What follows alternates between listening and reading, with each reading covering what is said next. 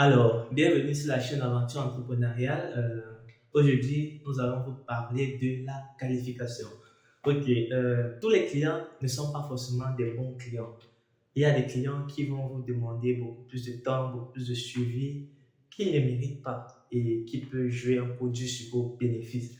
Je vous explique cela après le générique.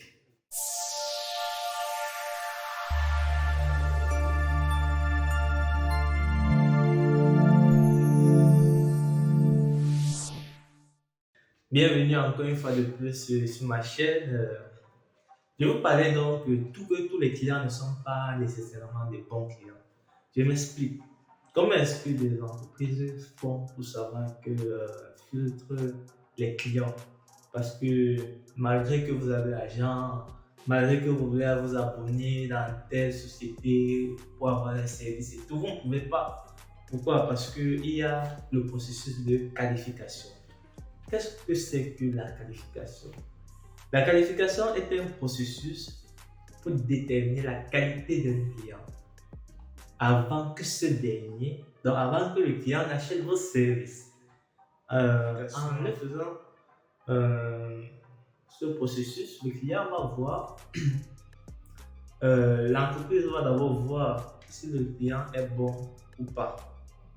Cela va vous permettre de réduire d'abord le temps, la perte de temps que vous auriez eu à faire avec un client qui n'était pas un bon client. Cela va aussi vous permettre à diminuer un peu la perte d'argent, à faire moins de pertes parce que quand vous étudiez le client, quand vous voyez que le client c'est quelqu'un qui est sérieux, quelqu'un qui ne va pas vous poser beaucoup de problèmes ou qui répond à vos attentes, vous adaptez vos services selon lui. Donc, dans cette optique, je vous présente un cas typique d'une compagnie qui a fait de la qualification leur stratégie d'affaires et ça marche vraiment avec eux. C'est Progressive Insurance. Progressive Insurance, c'est une compagnie américaine. Elle fait dans l'assurance automobile. Maintenant, le truc c'est quoi? Quand un client se connecte sur le site web et demande un devis, l'assurance leur pose un certain nombre de questions. D'abord, on va te demander quel est le modèle de voiture que tu utilises? La deuxième question, est-ce que cette voiture t'appartient? Ou la loue-t-elle? Bon, si cette voiture t'appartient, est-ce que tu as fini de payer les tranches mensuelles, puisque aux États-Unis, il y a le système de payer par tranche, par mois, un certain montant. Et aussi, on va te poser une question aussi comme as-tu déjà fait un accident durant les 5 dernières années? Es-tu marié et autres? Voilà ces questions que l'entreprise va poser au prospect. Le prospect ici, c'est le client potentiel. Et le client potentiel va répondre et basé sur ces réponses et sur les bases de données que l'entreprise a déjà pour des cas typiques, elle va se poser deux questions. La première question que l'entreprise va se poser, elle va se demander, mais le gaz là, est-ce qu'il peut être payé? Ils vont se demander en interne. Ils vont demander si le gaz là, est-ce que c'est un client sérieux? Est-ce que c'est un client qui peut nous apporter plus? Si c'est bon, si la réponse est positive, la deuxième question qu'ils vont vous poser, c'est que combien est-ce que je pourrais facturer à ce client? Tout ça est basé sur votre réponse. Donc, en faisant cela, vous gagnez un peu partout parce que si vous avez des clients qui font beaucoup d'accidents, si vous avez un client irresponsable qui boit beaucoup, vous pouvez leur dire que non, nous ne voulons pas vous assurer. Vous pouvez conseiller cette personne à partir d'une entreprise qui offre des solutions moins chères, des prix moins chers. Vous pouvez le faire comme ça. Pourquoi? Parce que le but ici, je parle de l'assurance, mais je vais revenir à d'autres exemples plus tard. Le but ici, c'est quoi? L'assurance gagne l'argent comment? Le but ici, c'est de vendre c'est de gagner de l'argent en vendant des services. Donc, en gagnant la prime que le client te verse mensuellement ou c'est annuellement et effectuer moins de rémunération. Donc, effectuer, donc sortir moins d'argent dans la caisse pour payer le client en cas de dommage. Voilà comment l'entreprise d'assurance gagne sa part d'argent.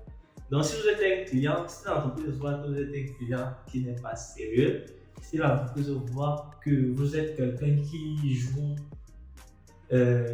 un peu avec la vie et autres, ou qui ne respecte pas, ou qui n'est pas vraiment, disons, un homme marié et un homme célibataire, on ne peut pas les offrir on peut pas les offrir les mêmes prix pour leur assurance parce que au moins on sait qu'un homme marié il est responsable, il peut être,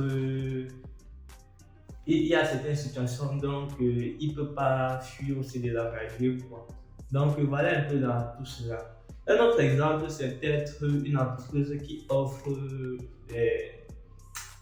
je vais dire comment, une entreprise qui offre des services de maintenance informatique. Vous partez d'une entreprise comme telle et vous demandez, je veux souscrire au service. L'entreprise va vous demander d'abord, monsieur, elle va vous poser quelques questions, toujours dans le thème de détermination de la qualité du client. Est-ce qu'elle va vous demander combien d'ordinateurs vous avez? Vous recueillez notre service de maintenant. Combien d'ordinateurs vous avez? Elle va encore vous demander quel est votre niveau en informatique et autres. Tout ça, c'est pour juger combien on va vous facturer.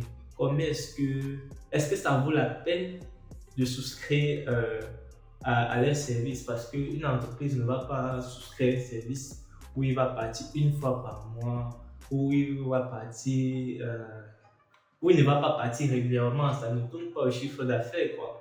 Donc l'entreprise va voir tout ça, va étudier le cas avant de dire si l'entreprise est bon, si le client est bon ou pas. Donc, et on peut aussi voir sur l'assurance maladie, les gens qui partent souscrire à l'assurance maladie en fonction des questions qu'on va te poser, des antécédents familiaux. On va te demander si tu bois, si tu fumes, si tu as certaines mauvaises habitudes, si tu fais le sport ou pas. Donc, tout cela te sera posé et selon les réponses, ils te donneront un prix adapté à toi. Ou ils te donneront pas, qualité à leur assurance. Donc, c'est pour vous dire que dans le domaine des services, ceux qui offrent des services, ceux qui offrent des matières non tangibles, il faut faire un bilan qualitatif du client. Il faut voir si le client vaut la peine de se lancer, si le client vaut la peine je veux dire comment, si le client vaut la peine que vous offrez ces services à lui. Pourquoi? Parce que le but ici n'est pas de se faire un maximum d'argent parce que si vous courez après tous les clients qui viennent, vous allez perdre de l'argent. Et ce n'est pas ce que vous voulez. Je le sais, ce n'est pas ce que vous voulez. Le but ici n'est pas d'avoir un maximum de clients, mais de savoir comment étudier le client. Donc, prochainement, quand vous avez un client devant vous, vous devez vous poser toutes ces questions, vous devez savoir si ce client est adapté à vous ou pas. Donc, merci d'avoir suivi la vidéo pour ceux qui sont arrivés jusqu'ici. C'est la chaîne Aventure Entrepreneuriale. Ne manquez pas de liker et de partager. À plus.